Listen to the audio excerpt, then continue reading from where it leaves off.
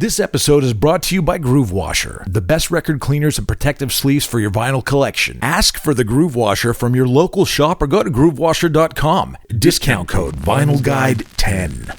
And now, on with the show. Welcome to The Vinyl Guide, the podcast for record collectors and music nerds. Here's your host, the biggest record nerd of them all, Nate Goyer. Hey everyone, it's Nate. Welcome to episode 433 of The Vinyl Guide. And look, I'm not going to faff about today. I'm going to get right down to it. We have an absolute legend of music on today's show, Mr. John Densmore of The Doors. And he and I talk Doors history. He shares Jim Morrison stories. We talk about the complications that arose after Jim's death, the issues of commercialism in music, and John's battles to keep the music of The Doors from being sold off to advertisers. So, as most of you know, today so many artists are selling off their music catalogs, including the likes of like Bob Dylan, Fleetwood Mac, even Devo, The Killers, bunch of bands. And believe me, there's no judgment on artists who choose to do that. They all have their reasons. You know, maybe they want to simplify things rather than leave their heirs a mess of music rights to deal with. However, several years ago, John was faced with former bandmates who wanted to start making their music available for commercials, and he fought quite publicly to stick with the original Doors agreement that the band made while Jim was alive. Well, of course, John had to use the courts to kind of prove his case. This ultimately resulted in a way for the Doors to honor the art of the band that they created together and not have the songs used to sell pharmaceuticals or breakfast cereals. It's all in his book, The Doors Unhinged. I encourage you to pick up a copy, read about it yourself. It's a really good read, and John explains it very well. Now, in full discretion, I'm more on the starving artist side of the entertainment continuum. I do have sponsors for this podcast, Groove Washer and VMG Vinyl, who are lovely people running small businesses that make excellent products.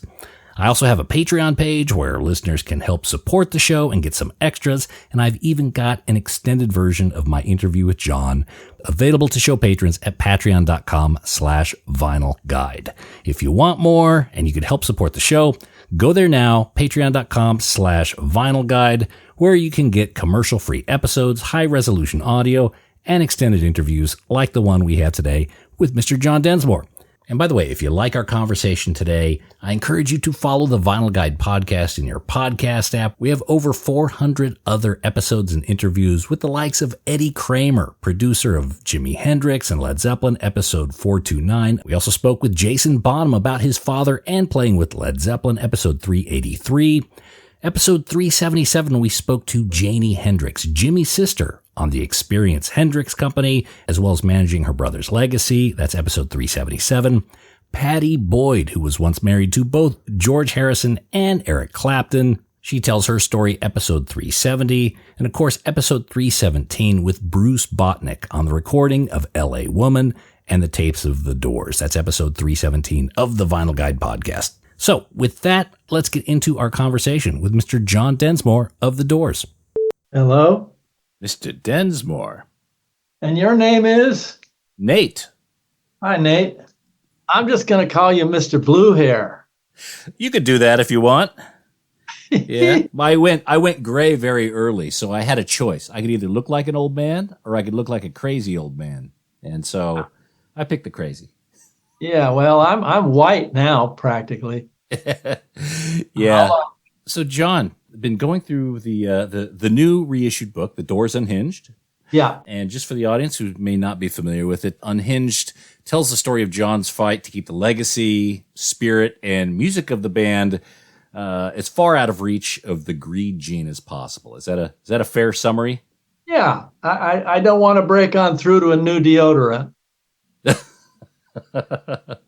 The Doors are one of the very few bands who's been able to resist that, and I think as a consequence, the legacy and the reputation of the band continues to grow in a positive direction. Hey, and I do write in this book, if you're a new band trying to pay the rent, do it. I get it, but you might, if you get a hold of the brass ring, you might reconsider that decision. In our case, the main deal is that Jim was so adamant against "Come on, Buick, light my fire," and he didn't write it. Robbie primarily penned that. Wow. What does that say about the entire catalog, Blue Hair? That he cares about the whole thing. He it's sacrosanct. Yeah. He's my ancestor now, and I'm trying to honor that. And I don't know. So. Mm-hmm. Well, your autobiography, Riders on the Storm, it opens with you visiting Jim's grave several years after he passed. Correct. Now, was his grave the gathering place that it's become in the last several decades? Oh, yeah. Even then, that was 74, 75, right? Yeah, and I think it got overwhelmed with graffiti, like Jim Morrison this way. And they took it off, and they were going to somehow not let anybody in there or move him, but they didn't. So, I mean, he's hanging out with Mozart and Edith Piaf. I mean, what can I say? Good company. Yeah, the after party might be really good, Yeah. Well, I'm not in a rush to get there. No. So immediately after Jim's passing, was there a funeral of any sorts? No.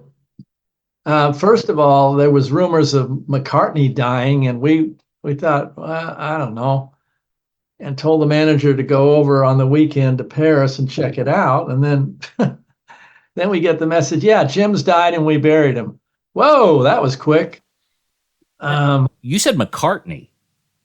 I said that because there were rumors of the Paul is dead. Paul is dead, and so we sort of thought, yeah, well, okay, you go over and let us know, and he let us know it was true, and he buried him. Whoa, holy shit! Pam wanted it quick. What can I say? Right. I don't like the Jim's not.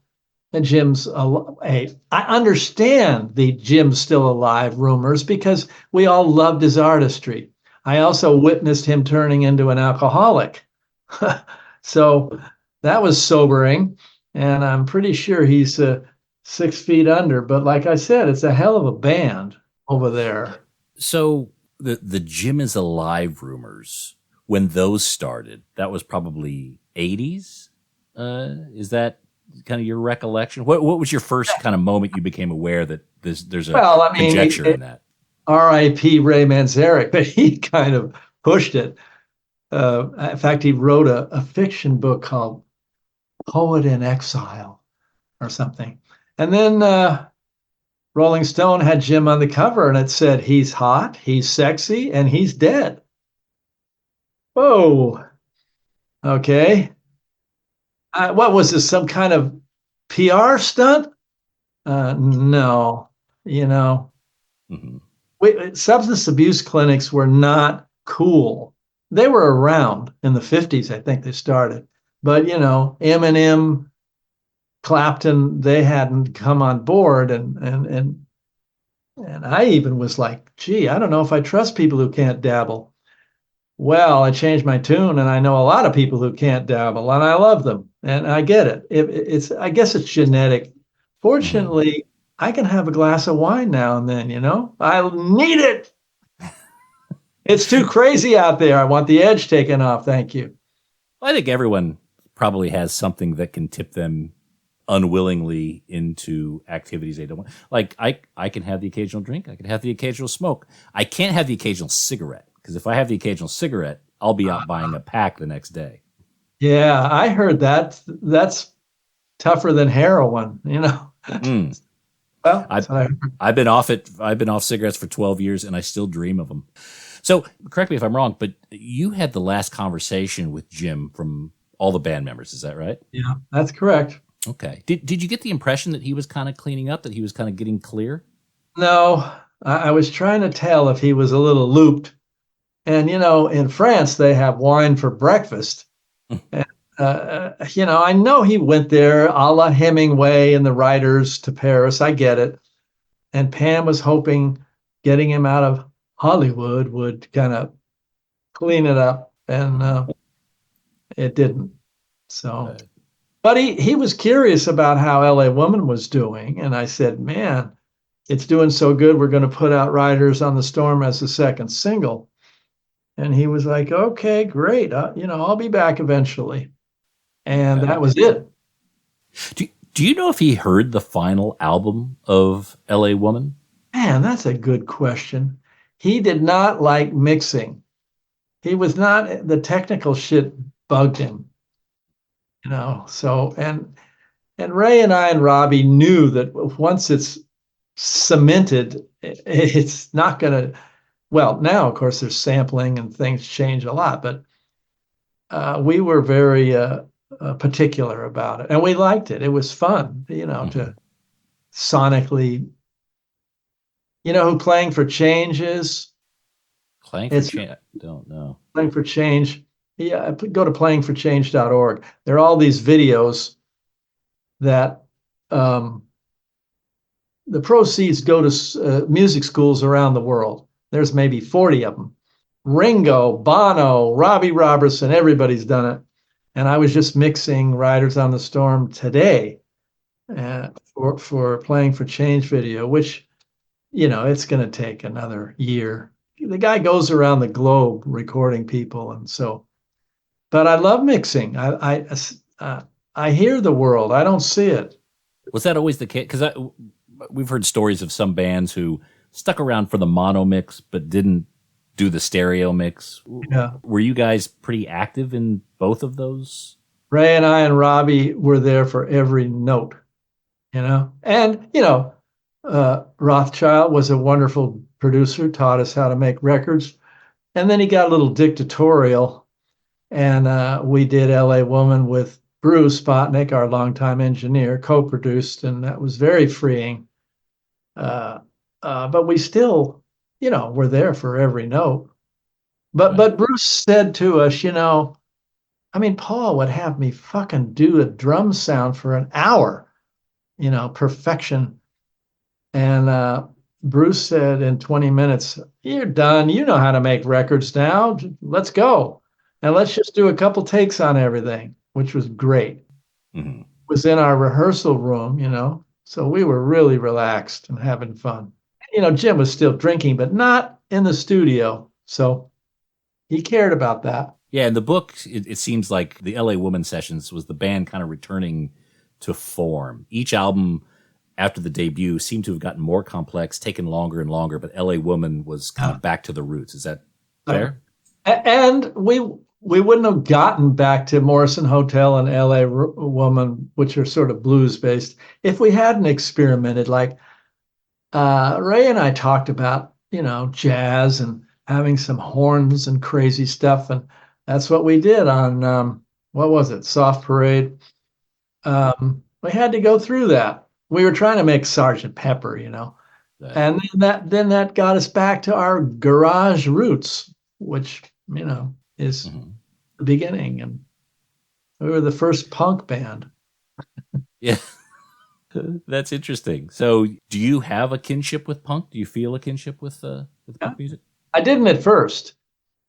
Ray did. Ray was produced X.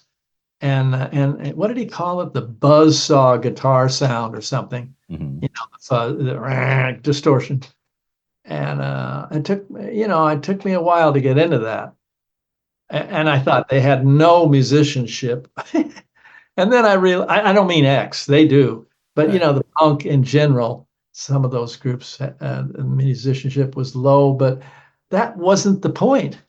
They were shoring up the how should I put it? The hippies who, the 60s really were 65 to 7. That's when it was still kind of pure. And then it got into cocaine and, we were street scientists messing around with legal LSD and smoking pot, which was introspective kind of. Cocaine, heroin, come on. Even Jim said, "Man, that's some dangerous shit." Yeah. I think I'll take the legal drug, alcohol. Yeah. I mean, do you know if he dabbled in the hard stuff at all? Rumors have it that he did in Paris. I don't know. Yeah. Okay. But stateside, you weren't aware of him kind of going that far. Oh, cocaine, we all tried it. And fortunately, I want to go the other way. I want to chill and have herb and a drink. I'm already hyper. I don't, what's the deal? My tongue feels weird. Is that it? Other people said, oh, they felt like they could conquer the universe. Of course, every 20 minutes they needed more, Right. So back to the era. So not much of L.A. Woman was ever played live. Were there a few shows where some of the material was premiered?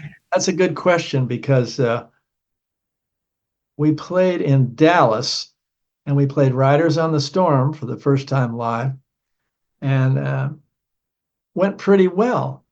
And I think we thought, hey, maybe we got a new thing here, jazz rock or whatever. Well, the next night in New Orleans, Jim was so drunk. He sat down on the drum riser in the middle of the show and wouldn't get up. Mm-hmm. And I had lobbying Ray and Robbie to get off the fucking road for a year just to back off because we had control in the studio. If he was too loaded, we go home.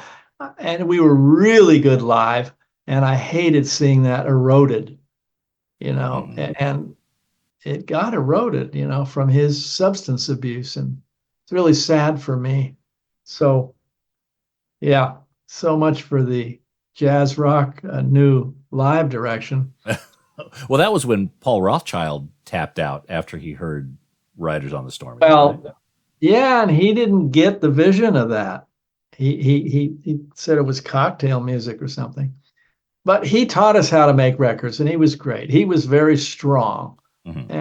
And we knew what we were doing eventually. Enough. We did, I don't know, fucking 100 takes on Unknown Soldier. That was enough. Enough, Paul. Now, there seems to be a pretty steady stream of Doors live material coming out. Yeah. We've also spoke to people from the Experience Hendrix team who kind of do something very similar. They've got a vault full of tapes, and every year or so they focus on one, clean it up, and they make it available. Is there a lot left in the Doors vault? Do you know? Blue Hair, I thought we scraped the walls of the vaults years ago, and they're still, I don't know, finding stuff or shows somewhere. And I was very against it, at many years ago, like outtakes means we don't want it out. Mm-hmm.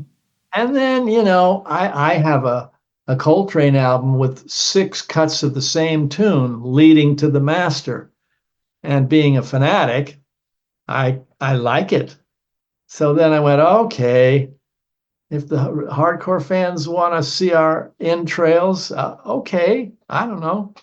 But, George Harrison did state that if any more Beatles shit came out, they'd have to put the Surgeon General's warning on the side. So, food for thought. Is there a live recording or performance that we could hear today that you feel best represents the Doors at their peak, at least in your mind? I don't fucking know. Alive She Cried, I guess. I think our best live performance with video was the Roundhouse in London. It was, we were young. It was in black and white. We had a lot of fire, and some of the Beatles were in the audience. That for me is the best live thing. Mm-hmm. The Hollywood Bowl is visually beautiful, but Jim was kind of spaced out on acid. Thanks a lot. Yeah, he didn't let anyone know. You found out afterwards, is that right? Yeah.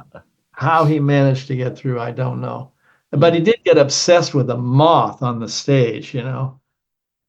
Yeah. A little moth flickering around. Jim, hello, Jim.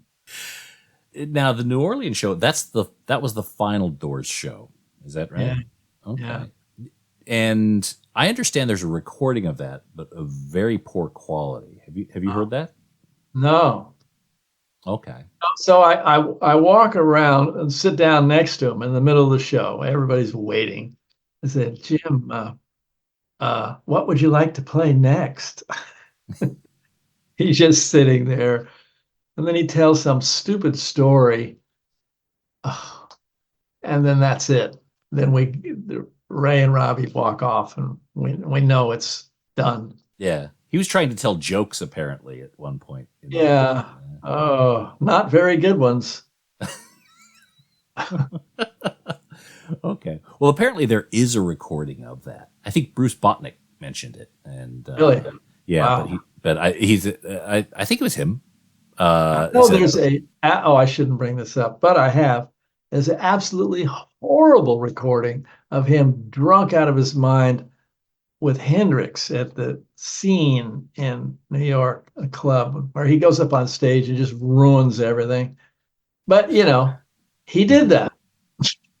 So there is a recording of that. You've heard that, yeah? Oh, shit. Don't find it, okay?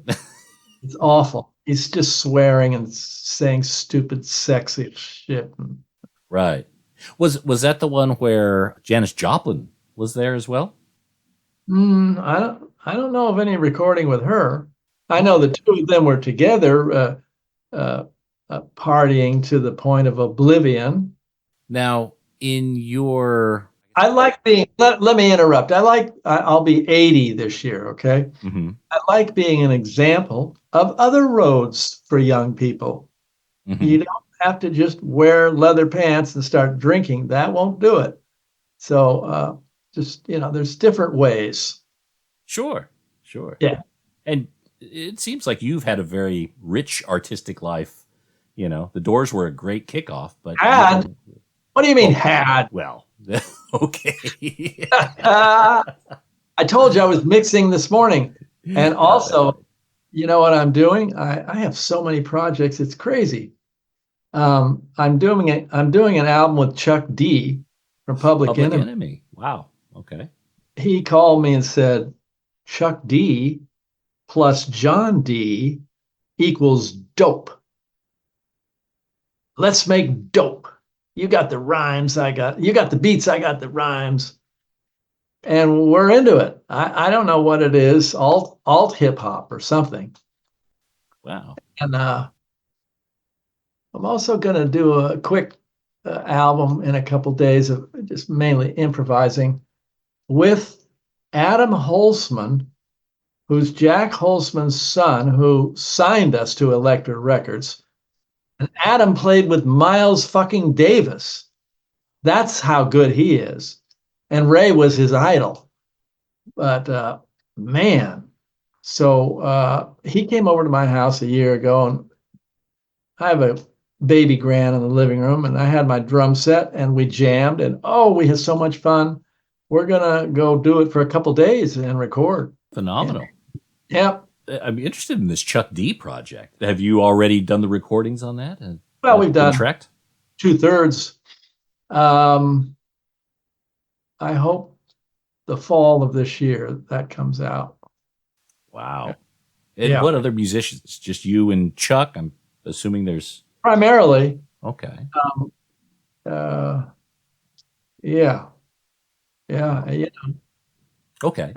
So you have continued to have a rich artistic life. Thank you. After the Doors. When the Doors were originally starting, and I don't even know if you recall the Doors yet, there was that original acetate record that was made that was brought around to different record labels. Yeah. Correct. Yeah. Do you know how many of those acetates were made? There seems to have been a few that were out there and available. I think there was about 6, give or take. Robbie was not in the band yet. It was Ray and his 2 brothers, one playing harp, one playing guitar, and me. And was there a girl bass player on that? We had a girl bass player for a minute. Ahead of its time. Yeah. Moonlight Drive was on there. It's pretty amateurish, but we had no idea how to make records or anything. Mm-hmm. Yeah, that was an early acetate. Is that what got us signed to Columbia? I don't know. But then Columbia dropped us.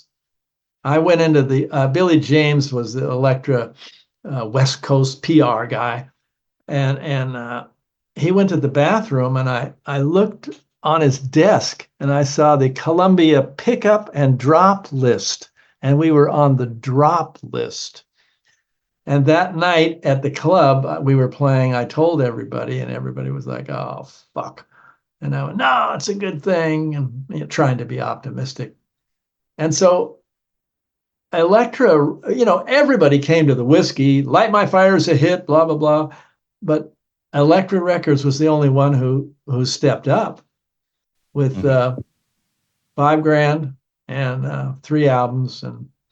And we were excited to be on a little boutique label with Paul Butterfield and Judy Collins. It was pretty hip. And so off we went. And Love, they were wonderful. Columbia, and it was the Doors, I guess. It was. Okay. And to this day, they're still searching their vaults. Didn't we record something? Oh. So nothing was recorded in your time at Columbia. Nothing. Okay. And that acetate, did each of the band members have one, or did management get the 6 of them? Because one of them came on the market. A lot of what we talk about here are records and collectibles and things like that. And one of the acetates came on the market, I think, in 2011. And then there was one, I think, that was part of it was used as a source for a Doors box set, I think, in the late 90s. Yeah. Okay. Yeah. Do you remember much about those acetates? I just remember there was 6 of them, and I didn't have. Oh, we all had one, and we took them to record companies and stuff. Yeah. So with the rights of the Doors, and in the book, you fought quite valiantly for the legacy of the music to stay within the agreement that the 4 of you originally made. Yeah. What arrangements have you been able to make for what happens beyond once you join that phenomenal band in heaven? What's going to happen with the music? We'll be back after these messages.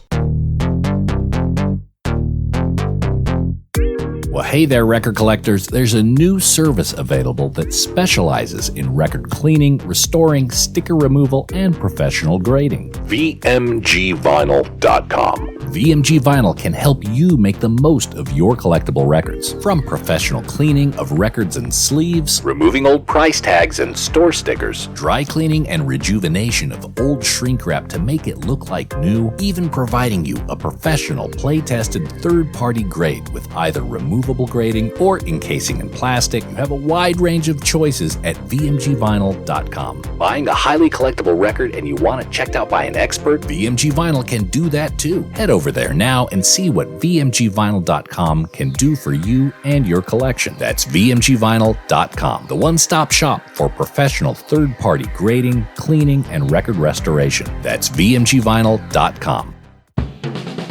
Oh, and hey, record nerds, don't forget to clean your records with the very best and safest record cleaner, the Groove Washer. Make your records look and sound their very best and store them with confidence using the new Groove Washer Groove Guard record sleeves. You gotta try this out. It makes a huge difference to the quality of your vinyl experience. Ask for the Groove Washer by name at your local record store and accept no substitutes. Or head over to groovewasher.com and use discount code VINYLGUIDE10.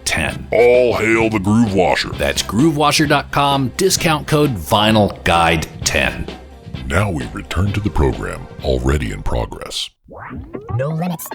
With the rights of the Doors, and in the book, you fought quite valiantly for the legacy of the music to stay within the agreement that the 4 of you originally made.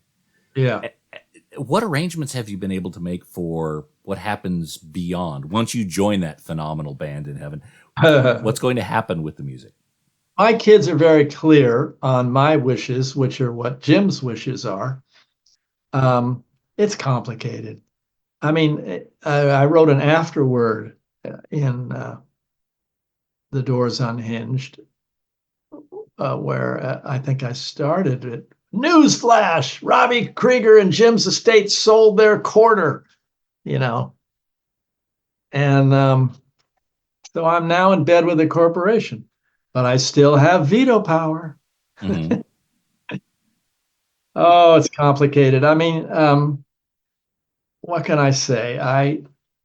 When Springsteen and Dylan started selling their stuff for like hundreds of millions, I said, Robbie, listen, let's show these rockers how to do it. Let's sell everything with restrictions, of course, of no commercials, and just give all the fucking money or half of it to charity. That'll wake up people.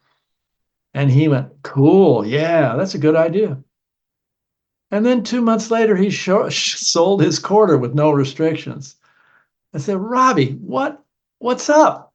Is this like a Key and Peele comedy skit where you're worried, I'm worried about Jim's legacy, and you're thinking, wow, my pockets are getting deeper.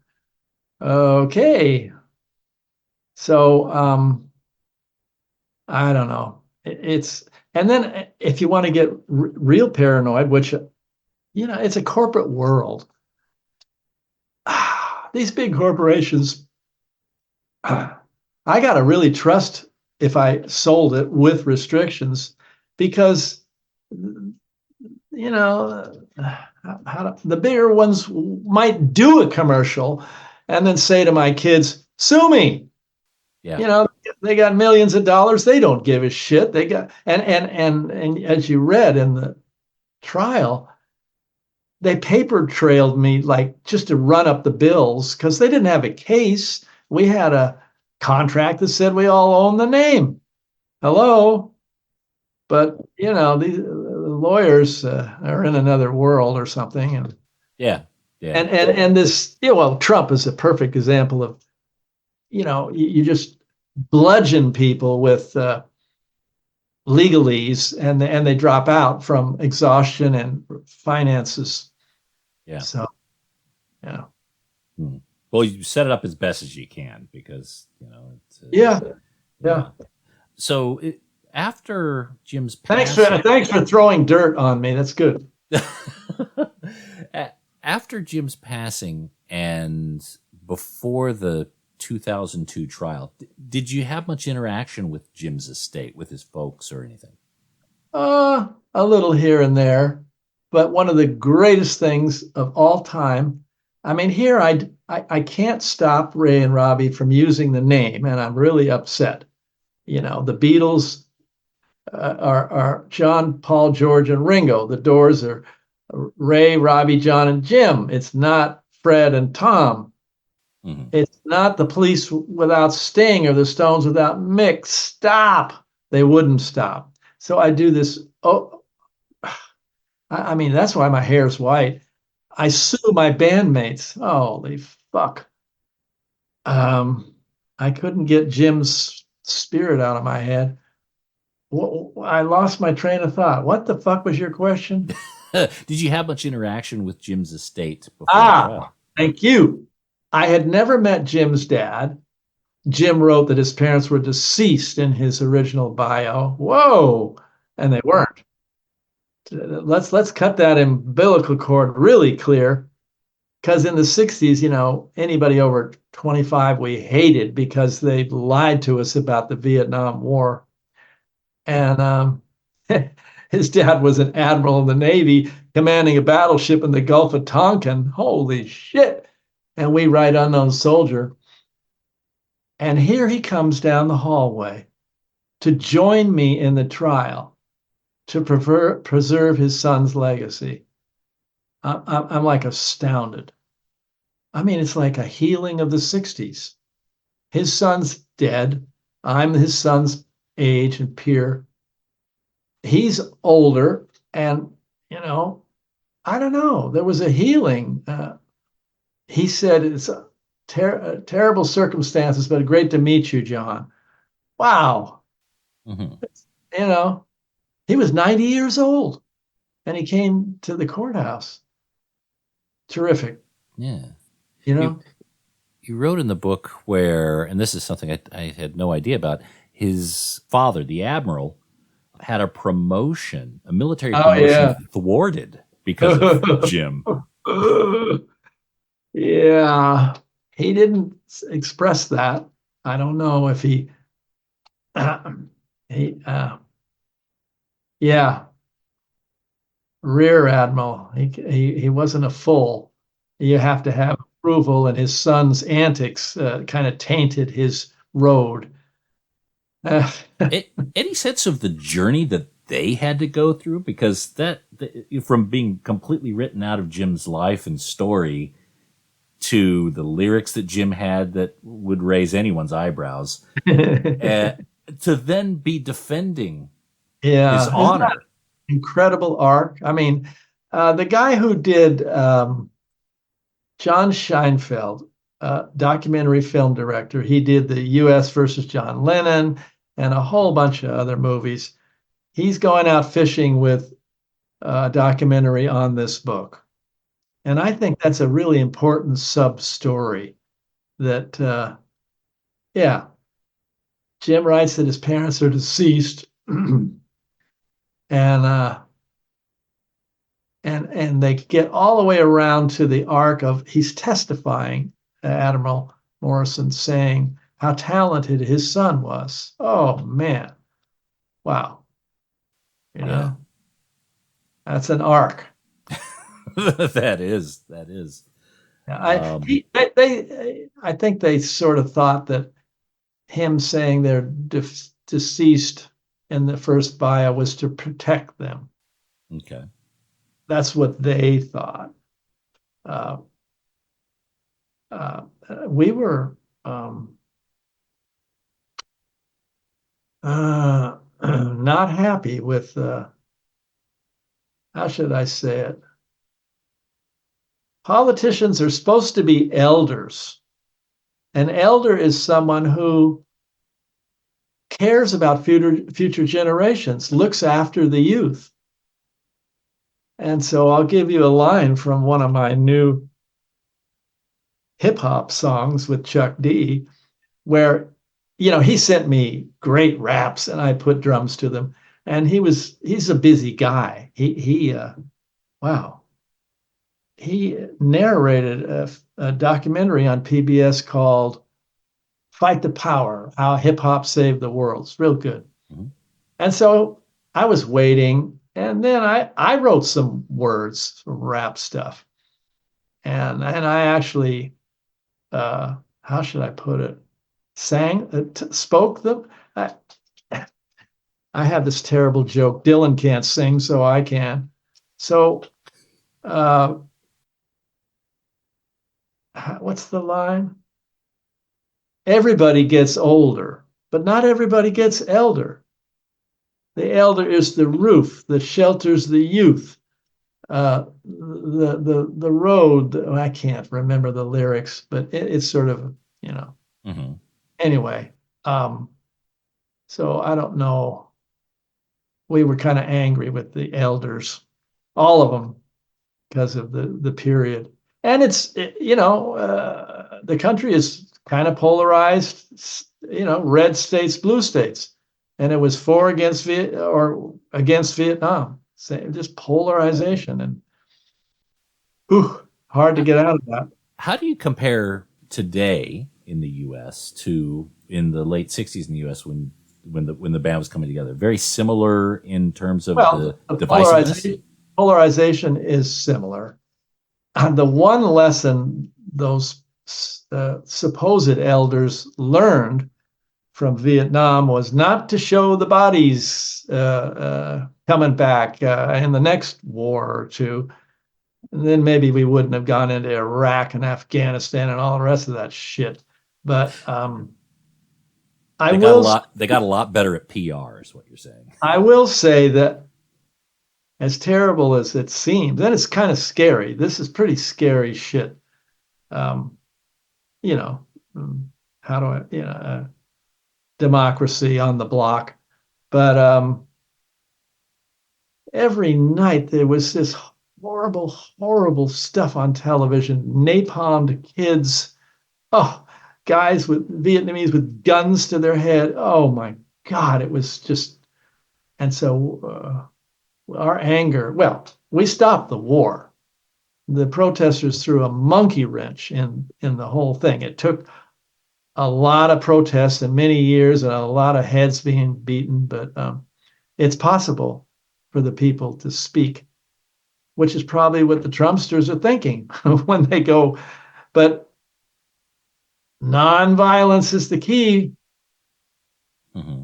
Got to stick with that, or you're just doing what the enemy's doing. So, the one thing, and boy, obviously, am I on a soapbox. You asked me.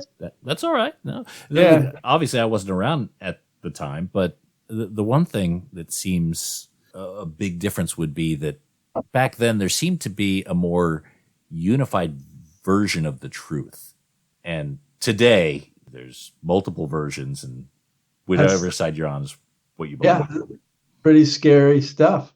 I mean, if I remember Obama saying, he was asked questions about a few things, and they were ridiculous lies, and he said something like, "I don't even have a way to answer that question. It's so ridiculous and from Mars. What do you do with that?" The view I had of the trial that you were in, the Doors trial, is primarily through the book Unhinged. At the time, did you get a lot of negative PR throughout the trial? In the beginning, hardcore fans thought I was ruining the band. Mm-hmm. Eventually, they came around to, wait a minute, the Doors without Jim is not the Doors. And, so, yeah, it was a little bumpy in the beginning. It's actually kind of fortunate you had the Buick issue in the 60s, which set that precedent. If people aren't aware, I think that's where, when the four of you, when Jim was alive, the four of you were approached for a Buick commercial. Is that right? That's right. And what pleases me greatly is that after the preface on the Doors Unhinged, my first sentence, the first two words of my book is "fuck you," from Jim saying to us, or Ray, "What are you doing? You just made a pact with the devil." God, did he flip out? Yeah. But if that incident didn't happen in '68 or whenever it was, 2002 would have been a lot harder. Yeah, there you go. Right. It's bizarre. I mean, when Cadillac wanted Break On Through, it originally was 5 million. And I said, nope. All right, how about 10? Nope. How about 15? No. My knees are shaking, but no. And then I would say to Ray and Robbie, okay, we all have a nice house and some groovy cars. What do you want to buy? And there's a pause. And that pause was the answer. Shouldn't do it, in my opinion. Is there any product or any circumstance or situation where you would consider approving Doors music to be made available commercially? I've been brooding over electric cars for years. Maybe there's something that would help environmentally or something. The pressure, I folded in England only. We let Riders on the Storm do a tire commercial. And then the ghost of Jim came around and I went, oh, fuck. And I gave all the money to charity. So that was the one time we kind of, I mean, it's hard being Mr. PC. Do you hear violins behind this monologue?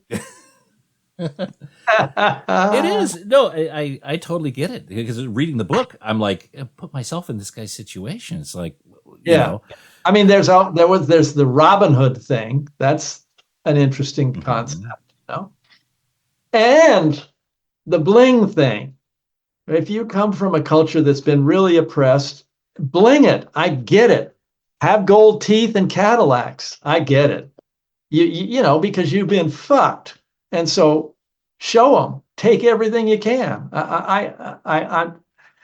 we're just an odd little band where, since Jim couldn't play one chord, had no idea how to write a song, but had words and melodies, a cappella melodies.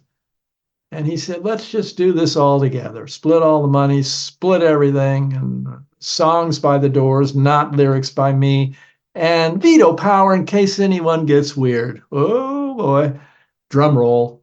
Well, another thing that kind of backs that up, and I'm not sure is fully addressed in the book, but the album cover of the debut featured Jim larger than the rest, which he was uncomfortable with, as I understand. Yeah. And then subsequent records, you guys were all pretty much equally. I'm comfortable with a little later. At first, I was like, why is his head so big? And then I thought, well, he's kind of handsome. I would sell copies of Soldier of Fortune. So, okay. But then by the second album, he said, I'm not on the cover. Let's get some circus freaks. Yeah. You know? As a music fan, whenever I hear of a band reforming for a tour, band that had been disbanded for years and they're coming back, my first thought is generally, oh, someone needs the dough, right? And that's not an indictment. That's just, it's generally the case. And a lot of bands I like are much smaller than the Doors. So reforming to make a living is totally understandable. And you know, I've seen bands that have reformed with 3 of the 5 members, and I'm happy to get something over nothing. Yeah, but sure. That wasn't the case for the Doors, or the Doors of the 21st century. Well, there's that. And the 21st century was printed very small. Now, I did notice. Well, let me say something about Jim Money. This guy was amazing. I mean, we buy houses. He stays at a motel. He doesn't, you know, and he grows his beard and gains weight. He doesn't want to buy his own myth, but you know, alcohol kind of caught him, obviously did. But after our first big giant concert riot where everybody went crazy, backstage he goes, okay, well, we've had our riot. Now let's go to an island and start over. Really? He was a different guy. He really cared about his words. Yeah. So. Did he carry money with him? I mean, like, was he like, what was he like? He didn't even have a wallet. He had like a couple pieces of cardboard and put his license and a credit card in there. The bare necessities. Was there any sort of closure for the band after Jim immediately passed? You guys were already working on the next album. Yeah. You know, here we are working and we love playing music, and we don't want to give up the musical synchronicity we developed, which was really incredible. I mean, it was so intuitive. Me and Ray, God damn, his left hand was the bass player. Mm-hmm. You know, we fooled around with auditioning singers. Thank God we didn't try and get somebody to fill Jim's leather pants, because you know, that's a big task there. Apparently so. And so Ray and Robbie tried to sing, and we avoided that, you know, that slot, trying to fill that slot.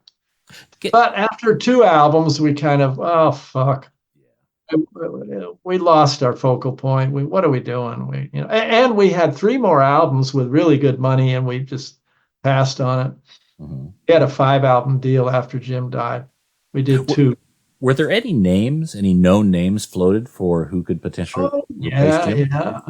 Joe Cocker, I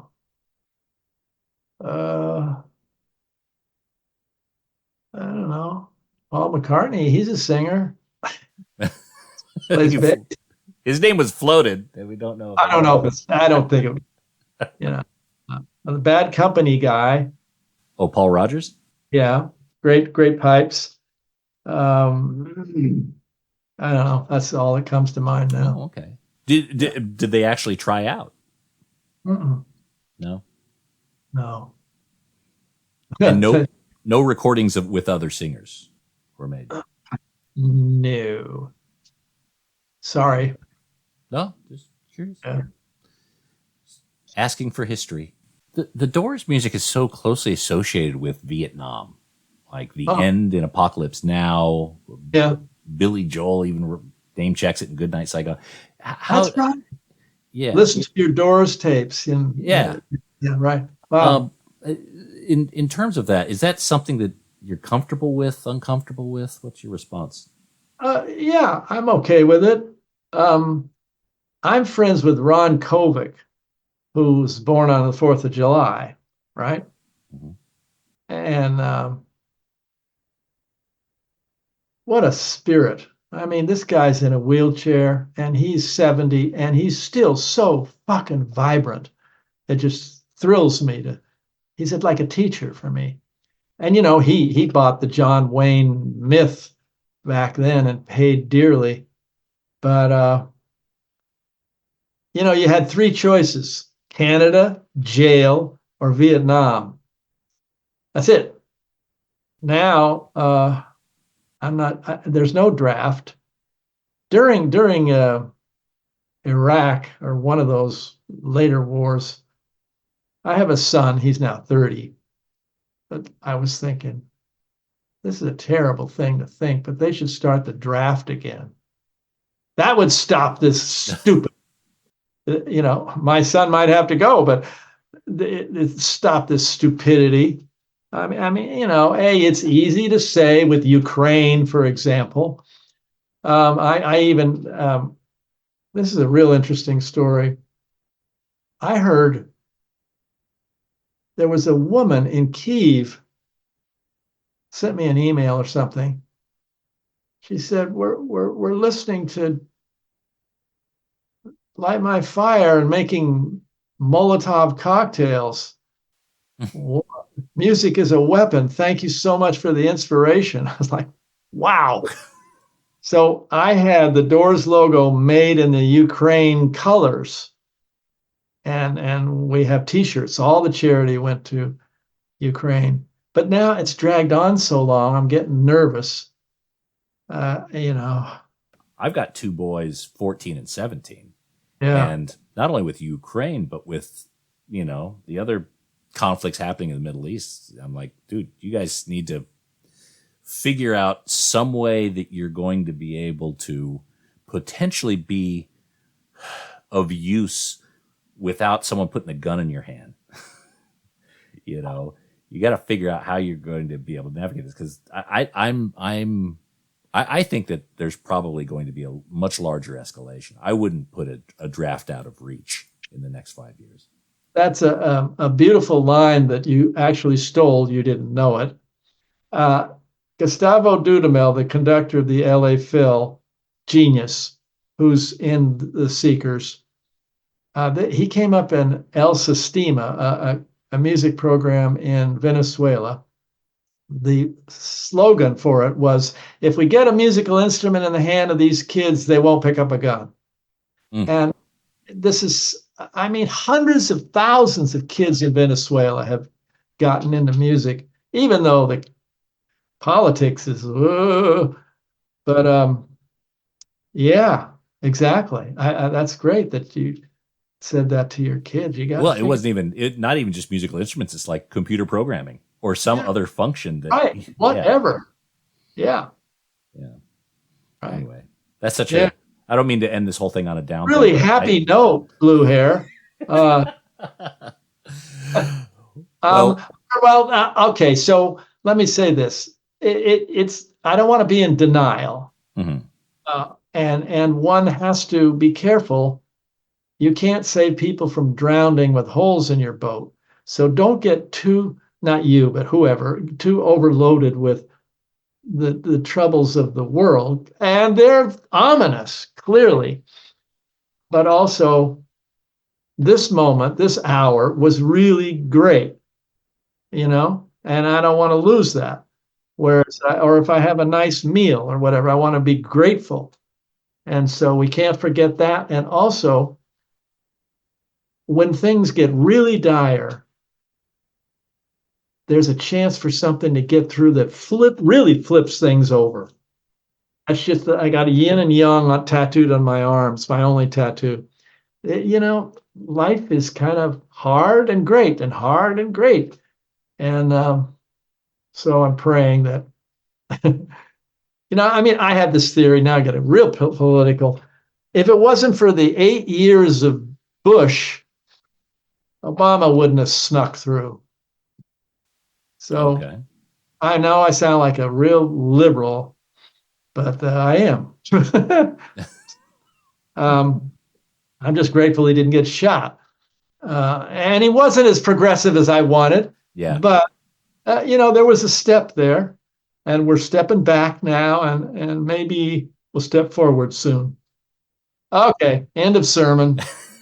Well, to quote the great Mr. Rogers, whenever something bad happens, always look for the people who are helping, because they'll always be there.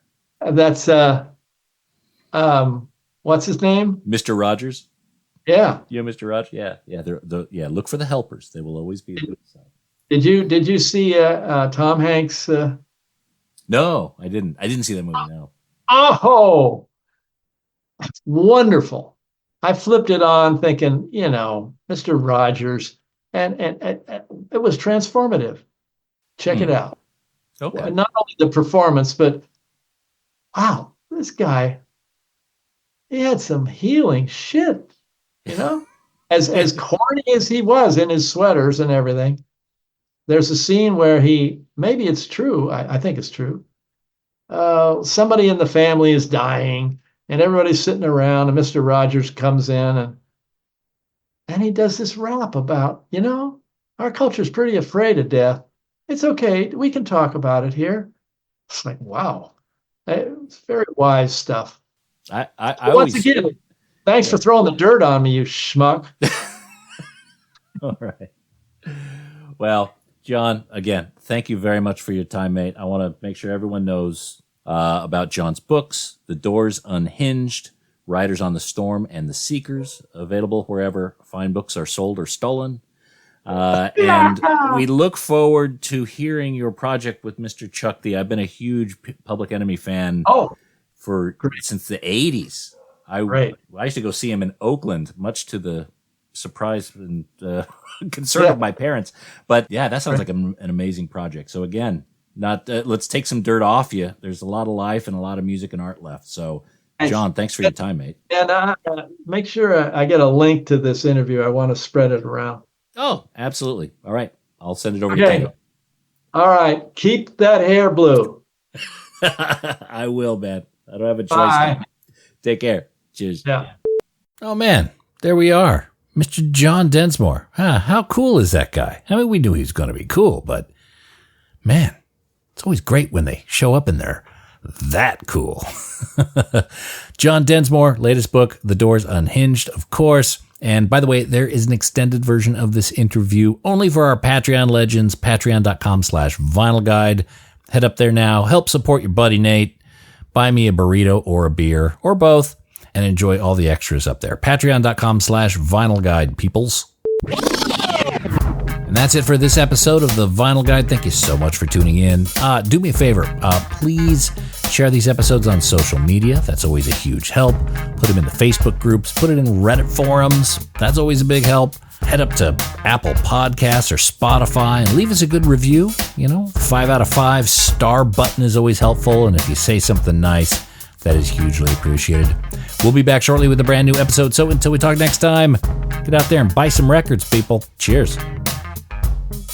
That's it for this episode of The Vinyl Guide. Follow The Vinyl Guide in Apple Podcasts, Spotify, or whatever podcast app you use and enjoy the full back catalog of episodes of The Vinyl Guide podcast. Thanks again for listening.